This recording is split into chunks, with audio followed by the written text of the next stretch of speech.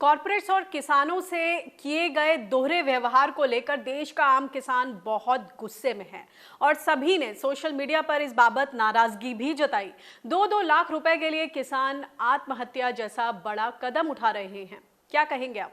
मुद्दा है कि आखिर किसान ही कर्जे में आत्महत्या क्यों करता है। पिछले 20 सालों में 3.5 लाख किसान कर्जे से दब के आत्महत्या कर चुके हैं, जबकि एक भी पूंजीपति ने आज तक आत्महत्या नहीं की है।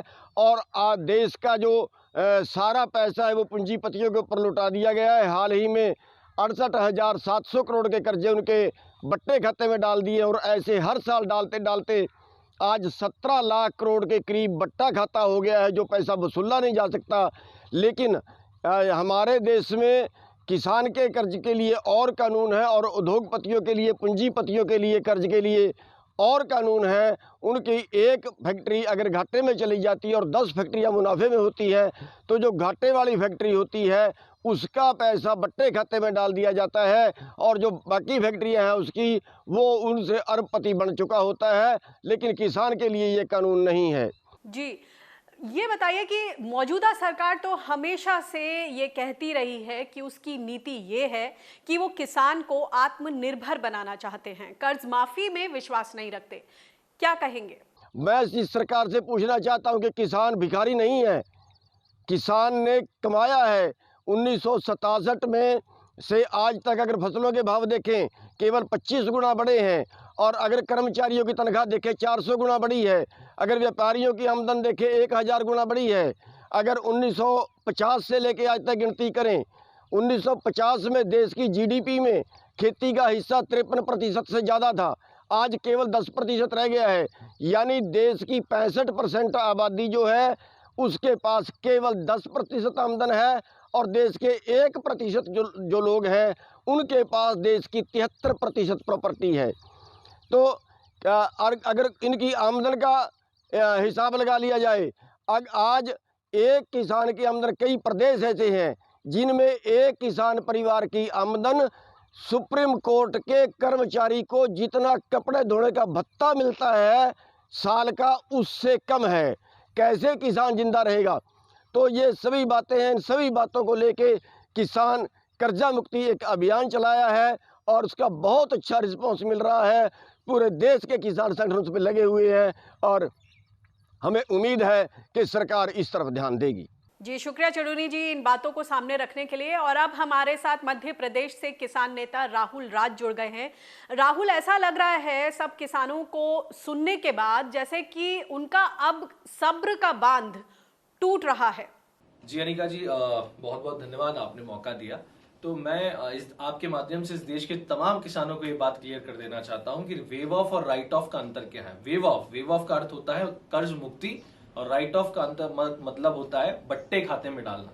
किसान के संदर्भ में जब बात की जाती है तो कर्ज मुक्ति की बात की जाती है। हम यही कहते हैं कि हमारा कर्ज पूरी तरह मुक्त किया जाए ताकि हमें बैंक को देना ना पड़े। और उद्योगपतियों के लिए ये राइट ऑफ शब्द का इस्तेमाल कर लेते हैं ताकि ये कंफ्यूजन बनाया जा सके कि नहीं, इनसे वसूला जाएगा।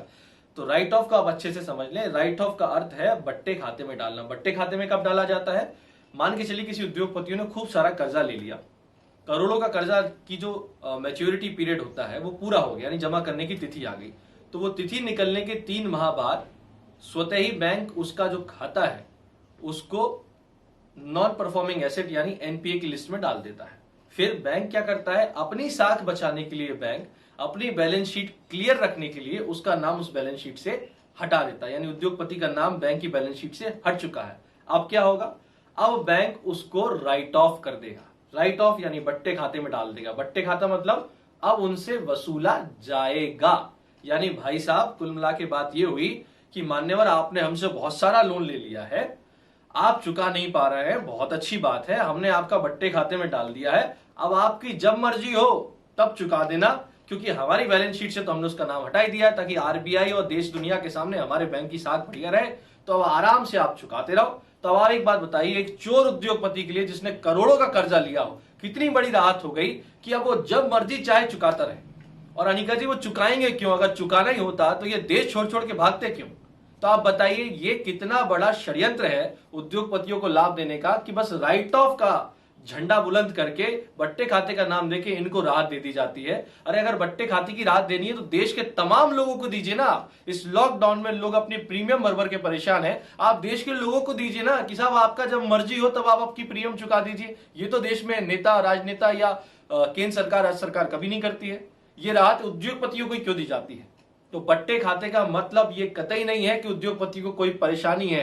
उद्योगपति बढ़िया मौज में है, उनको इस बात का लाइसेंस मिल गया है कि अब वो आराम से जब उनकी मर्जी होगी चुकाते रहेंगे, और कि बैंक की बैलेंस शीट से वो निकल चुका है। अब वो जो धीरे धीरे चुकाएंगे उसको बैंक अपनी इनकम में दिखाता जाएगा, लेकिन वो चुकाएंगे कब? जब पैसा आएगा तब ना। पैसा होता तो एनपीए का के लिए होते। तो कुल मिला के राज्य सरकार और केंद्र सरकार जो है उनको राहत दे देती है, और अब वो आराम से फिर दोबारा नया लोन लेंगे और नया लोन लेके नई मौज मस्ती काटेंगे। ये है राइट ऑफ का मतलब। जी गुरनाम जी, बहुत बहुत शुक्रिया। राहुल राज, बहुत बहुत शुक्रिया इन बातचीत को सामने रखने के लिए और हमसे जुड़ने के लिए।